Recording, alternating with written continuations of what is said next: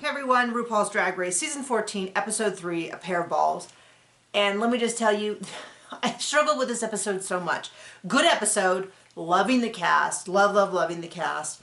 But I'm struggling to remember anyone's name, remember what they look like, who they are, what their story is, any of that. And it seemed like doing 2 balls, 3, well, 6, depending on how you want to think of it, just was like so crazy for me. So first, right off the bat, we're down to 12. No, wait, make that 14. So we're back to 14.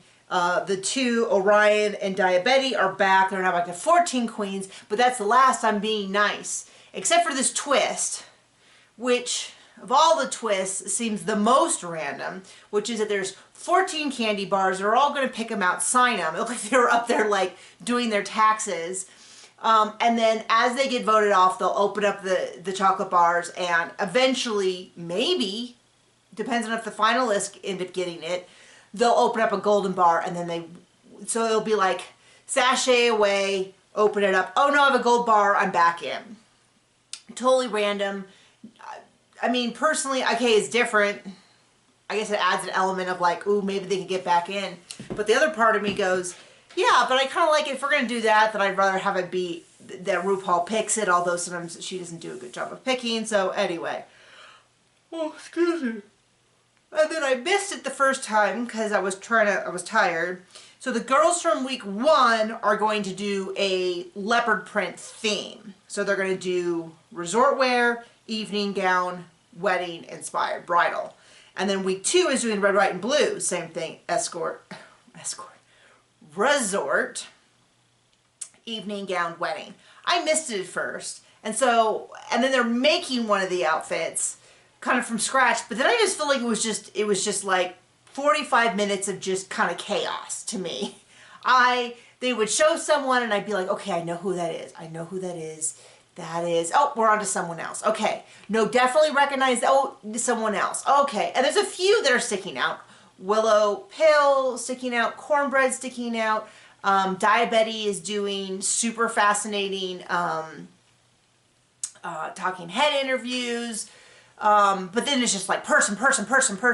And the people who've been in the middle each time are not standing out yet. That doesn't mean that they're bad. It just means that I personally, as someone who has to, it's such a difficult show because you're getting, you're trying to get their boy look, their girl look, their halfway between look, and they have multiple girl looks. So at least the boy look kind of looks similar, but then they'll have a cap on, they'll have like white face, and I'm like, I don't know, it's a white guy, that doesn't narrow it down much, so there's a few that are sticking out. So they're doing animal prints. We get the whole round of like, Maddie is straight again. You're straight? Yeah, I'm straight. Oh, wow, that's really amazing. Blah, blah, blah. Wait, did you just say you're straight? Yeah, I said I was straight. Oh, wow, that's so different. Do you have a girlfriend? Yeah, I do. Wait, did they say he was straight? It was just like, okay, let's just gather everyone up and be like, okay, by the way, Maddie Morphosis is straight. Get all your feelings out, okay?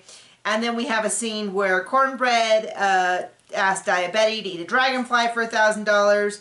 I want them all to wear name tags. I know they do during the interviews, which I appreciate, but I need it all the time. So, and then the looks just kept coming, and they felt so fast to me that I was kind of like, once again, I was like, oh, Lady Camden, okay. And then I'm like mentally trying to pull up her other looks, to someone else. But in the end, we ended up with majority, about 60% of them being safe, which is Lady Camden, Diabetes, who had previously gone home, Carrie Colby, Alyssa Hunter, Bosco, Cornbread, Deja Sky, and Jasmine Kennedy. The only one I want to comment on is Deja Sky, who has a highlighter through here that I have a feeling it looks different when you're not on studio lights, because studio lights are super intense, but it's almost like if she just flat out painted with white out. It's that level of white through here. But they looked great. There were so many of them. It went so fast. They're all safe. We get a lot of feelings in the Untucked Lounge about it, and I think Diabetes kind of rightly said in the, like, I get it, it's frustrating. It's technically this is the 3rd episode for us as the viewers, but for them it's their 2nd episode. So you kind of feel like, especially those who were complaining about being safe, but were, like last episode, didn't everyone get feedback? So I kind of feel like you missed out on feedback one time. Be happy, because, you know, there's a couple people in here. I feel like the bottom 3 are people who are just not peaked yet. Now, hopefully you hope that people are always peaking for the rest of their life, but they're early enough in this cycle down here to where it's going to be hard to catch up to the queens who have more experience, but hopefully we'll see all these queens back at All-Star season and it'll be amazing. So we end up with, in the top and bottom, are Willow Pill, Orion Story, June Jambalaya, Angeria, Georges, and Maddie. So we end up with Willow Pill, and Angeria and Georges in the top. So I put a little heart next to Angeria. I thought she was so beautiful, so pretty, stunning. I wanted to say like a doll, but like not like, but in that sense, like when you buy a doll, it's got the most gorgeous outfit. It's kind of like that. But Willow Pill ended up being the top. I would have picked Angeria, but I don't have a problem with it. Just to be clear, it's not an issue. I think it's great. I think it's one of those things where, you know, Angeria just won, so you kind of feel like, did she win enough to have 2 wins? And you go, Willow Pill was really strong. Okay, we're gonna, you know, that kind of thing. And I'm okay with that. I'm okay with that. And then we ended up with our bottom, Orion Story, who had already gone home once. June Jambalaya, who was in the bottom last time but didn't go home.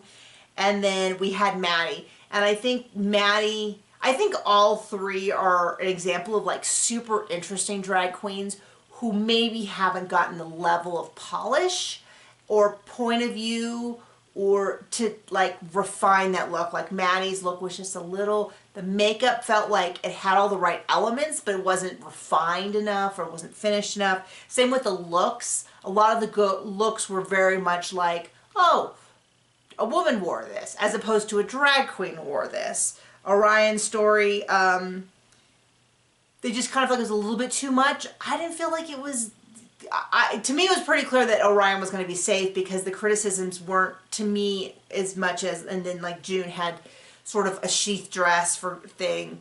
But I thought everyone in general across the board, all 14, were pretty strong. We've seen some very weak sewing challenges. Like we've seen some shockingly, like I think I sewed in junior high, but ever since then I quilt. So unless you want like a triangle quilt pattern, I feel like I could sew compared to some of these people who won in the show. Anyway, they do a Maddie and June, and Maddie was safe. I think it was with June, kicked off the shoes, did a lot of stomping around.